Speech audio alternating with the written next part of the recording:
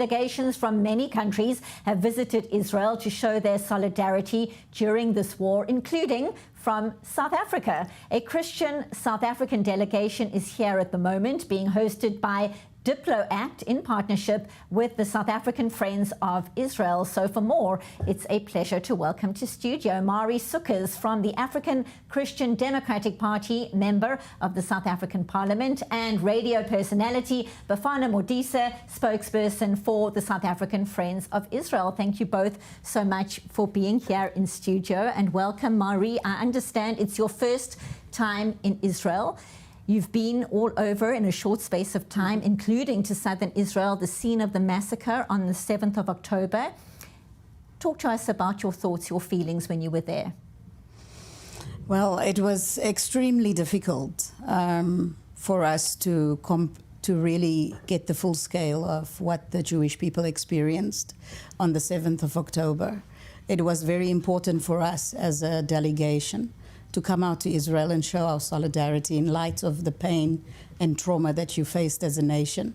And in times of crisis, you really need your friends, don't you?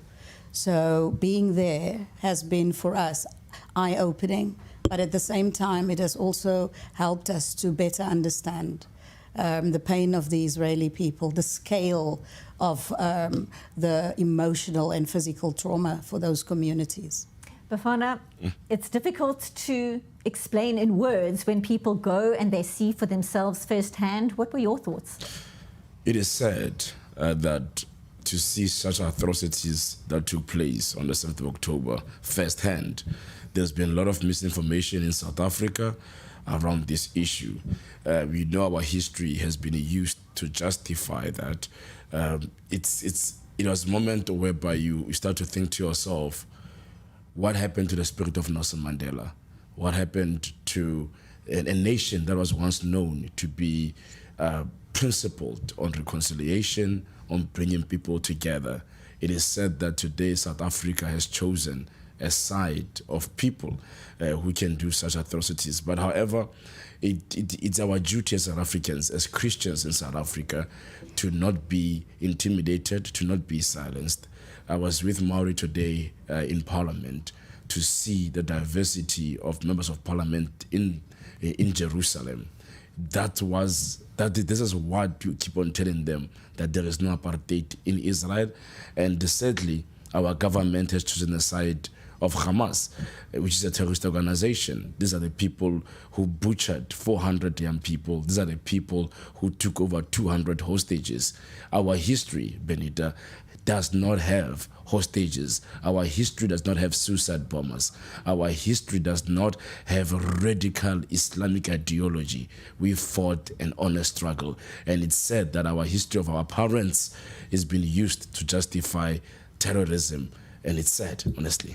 Mari, your thoughts on exactly that when you hear the accusation of apartheid existing in Israel? You're seeing it firsthand right now. What is your assessment?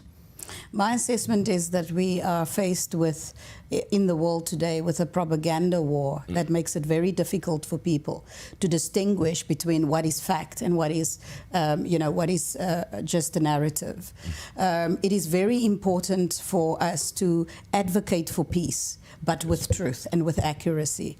For the Christian faith and for for Christians in South Africa and the world over, Israel is part of our heritage, right? So when governments make decisions that excludes the views, sentiments of a large part of their constituents, of their country, it is the arrogance of political leadership that feels that we can do what we want when we're in power without consideration for the very people that has put you there.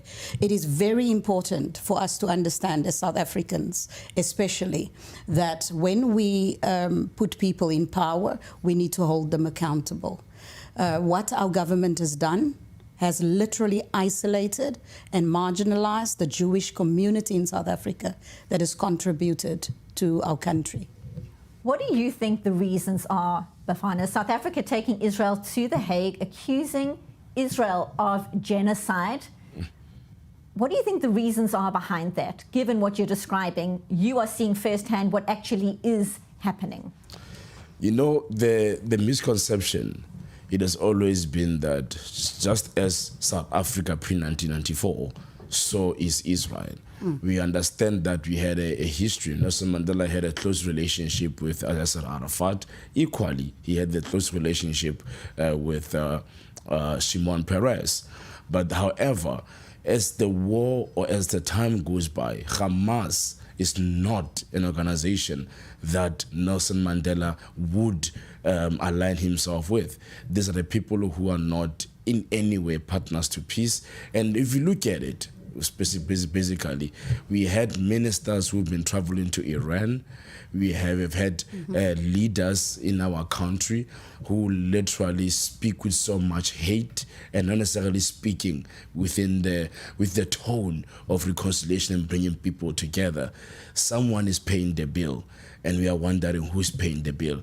Because if this was about human rights, look at Sudan, look at Zimbabwe, look at all the issues that are happening within South Africa, within Southern Africa, in the continent, that if we had any, if we want to be the moral fiber of the world, we should start in our backyard, not necessarily trying to hotspot wars that are far from us. Yeah. South Africa has nothing, has no place in this conflict. Our duty was to call for peace, reconciliation, and the immediate release of hostages.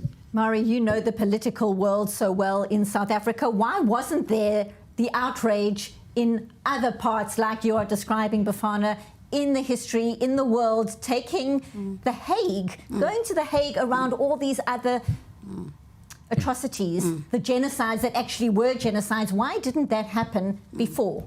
It is the theatre of politics. It's the theatre of politics without the moral duty of leadership. That's it.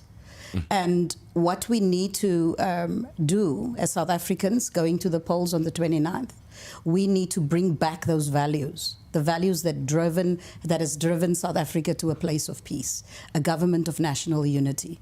It is very important as well to notice that the world over, there is a cry out for leadership with backbone, moral fiber, and the right values.